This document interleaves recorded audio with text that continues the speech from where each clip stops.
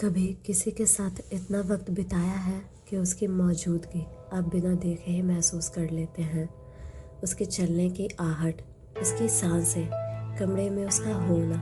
अब सोचो, अगर वो सब आप तब भी महसूस कर रहे हो जब वो इंसान अब इस दुनिया में ना हो। यह कहानी है जब मेरे रूममेट भूत बन गए।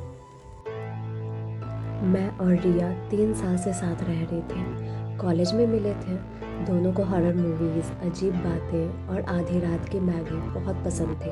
हमारा अपार्टमेंट थोड़ा पुराना था। रात को दीवारें खुद ब खुद आवाज़ करती थी, जैसे कोई फुसफुसा रहा हो, लेकिन हमने कभी सीरियसली नहीं लिया।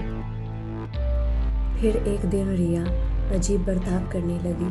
खाली दीवारों को देखती रहती, अकेले में कुछ बोलती और कभी कभी मेरे कमरे के बाहर खड़ी मिलती चुपचाप।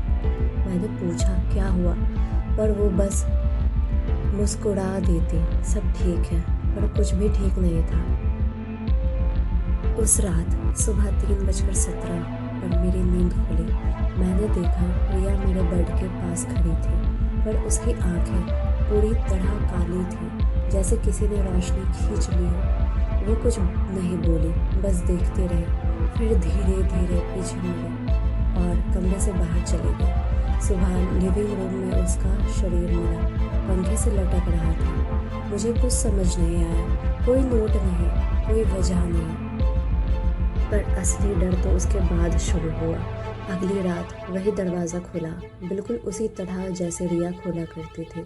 धीमी सी चाबी की आवाज़, फिर दरवाजे की चरमराहट और फिर वही कदमों की आहट। ठीक उसी पैटर्न में मेरे कमरे के बाहर रुक गए।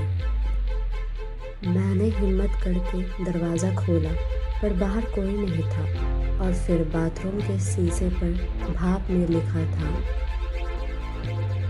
तूने रोका क्यों नहीं? मैं काँप गई। कोई हीटर चालू नहीं था, फिर भी शीशे पर वो लफ्ज़ साफ दिख रहे थे। एक हफ्ते में मैं वो अपार्टमेंट छोड़ चुकी थी, पर 3:17 की मेरी नींद आज भी खुलती है। और कभी कभी ऐसा लगता है जैसे कोई मेरे पास बैठा हो और सांस ले रहा हो।